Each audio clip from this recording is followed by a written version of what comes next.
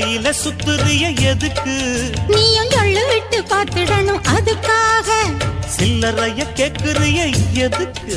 கடன் சொல்லி விட்டு போயிடுவே அதுக்காக. என் ஆட்டமா ஏழக்கெல்லாம் ரேட்டு ரொம்ப ஜாஸ்தி தான்.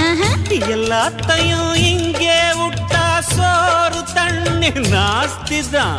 வெட்டியாக என்ன பேச்சு வெள்ளவாசி ஏறி போச்சு. நானும் தானே வாழணும். பக்கம் வந்த மாமா இதுக்கு பேரம் பேசலாமா?